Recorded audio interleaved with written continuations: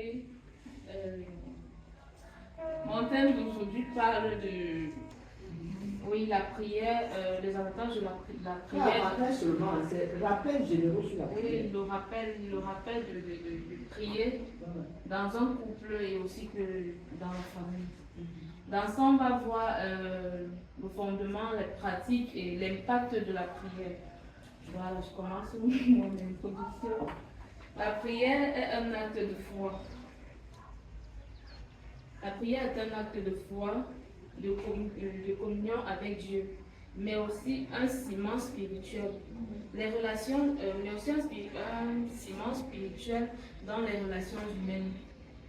Lorsqu'elle est vécue dans le couple et en famille, elle devient un moyen puissant d'unité, de croissance et de bénédiction.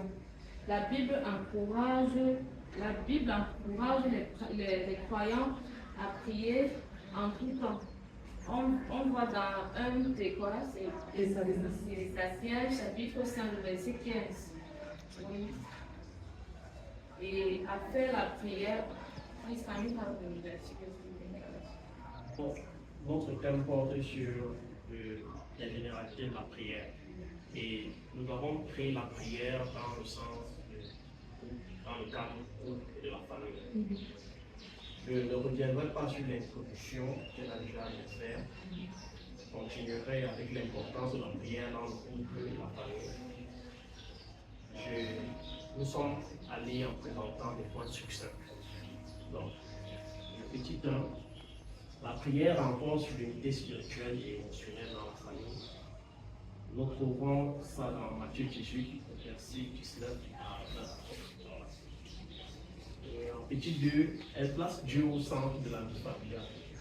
Nous retrouvons ça dans Josué 24, verset 15. Elle permet de confier les défis à Dieu, les défis de la famille, bien sûr, nous allons trouver à Dieu. Nous retrouvons ça dans Proverbe 3, verset 5 à 6. La prière permet de former spirituellement les membres du foyer. Nous le trouvons dans Deutéronome 6, verset 6 à 7. L'intérêt de la prière dans le couple et la famille. La prière préserve la paix et la cohésion. Éphésiens 4, verset 26 à 27. Elle favorise la communication spirituelle. Elle éduque à l'humilité et à l'interdépendance. L'humilité vis-à-vis des conjoints et l'interdépendance vis-à-vis des conjoints également, mais surtout vis-à-vis de Dieu. Elle protège contre les attaques spirituelles. Éphésiens 6, verset 10 à 18. En couple ou en famille, divers sujets de prière peuvent être abordés. Des remerciements, on peut demander la sagesse, la confession des péchés, et présenter les enfants, l'avenir, le foyer. Elles sont Il n'y a pas de moment particulier pour prier, ou alors une manière précise de prier. La prière, ce n'est pas une incantation, ce n'est pas une récitation. Il suffit juste d'aller se présenter à Dieu. C'est une communication cœur à cœur, ouvrir son cœur de manière sincère et lui exprimer ce que nous ressentons, ce par quoi nous passons, lui présenter nos besoins. Et elle peut se faire à n'importe quel moment de la journée. Pour ce qui concerne la famille, il est préférable de le faire le matin, quand tout le monde est encore à la maison avant de sortir. Le soir, quand nous sommes rentrés, autour d'un repas ou alors dans un moment de crise ou de joie. Le lieu importe peu, mais il est bon de choisir un lieu calme dans la maison. Matthieu 6, 6 nous dit quand tu pries, entre dans ta chambre et ferme la porte derrière toi. Il n'y a pas, maintenant nous allons aborder le point de la méthode de prière. Il n'y a pas de méthode particulière pour prier. Il suffit juste de s'ouvrir et de présenter les besoins du couple et de la famille à Dieu. Donc, on peut prier à deux en tant que parents, on peut prier avec les enfants, on peut chanter, lire la Bible, avoir un culte familial en fait. Donc, on peut adorer, confesser, remercier, supplier Dieu. Et parce que le diable ne permettra pas que vous le fassiez de manière aussi simple que possible. Il mettra devant des obstacles. Et l'obstacle, ou alors les obstacles majeurs qu'on a pu relever, c'est le manque de temps.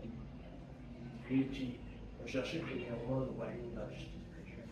Cela, avec les occupations, on n'aura pas on trouve toujours des excuses pour remettre la prière à plus tard, les moments de communion avec Dieu à plus tard. Donc, il faut trouver le moyen de prioriser notre temps de prière en famille. Il faut éviter la timidité en encourageant les conjoints, les enfants à prier et surtout prier en étant en paix.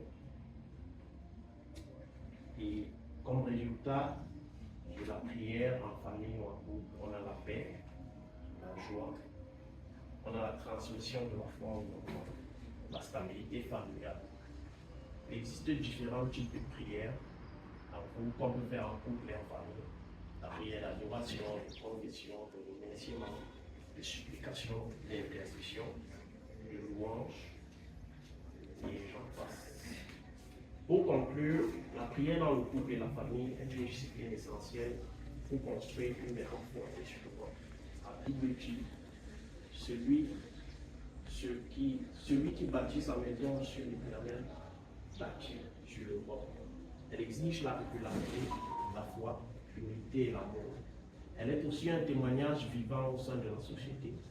Que chaque foyer chrétien prenne l'engagement donc de faire de la prière un pilier quotidien afin d'expérimenter la présence transformante de Dieu au sein du cercle familial. C'est sur ce que nous terminons notre présentation sur les généralités sur la prière. Merci de votre attention.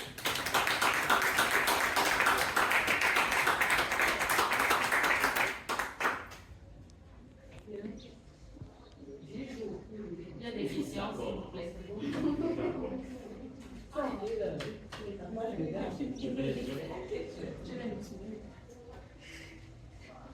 Des questions?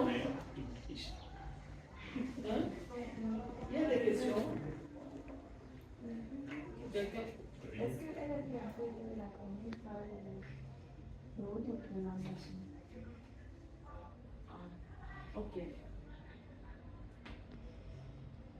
La prière est un acte de foi, de communion avec Dieu, mais aussi un ciment spirituel dans les relations humaines. C'est bon. D'accord. C'est tout. Posez vos questions, s'il vous plaît. Ah, là, tu m'as stressée. Ah, c'est là qu'elle fait.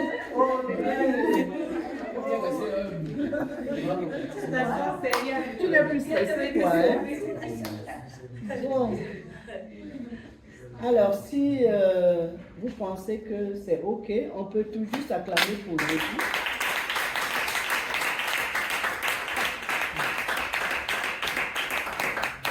Merci, merci beaucoup. Merci, merci, merci, merci. Nous sommes arrivés vraiment à la fin, n'est-ce pas, de la présentation. Alors vraiment, moi les mots me manquent.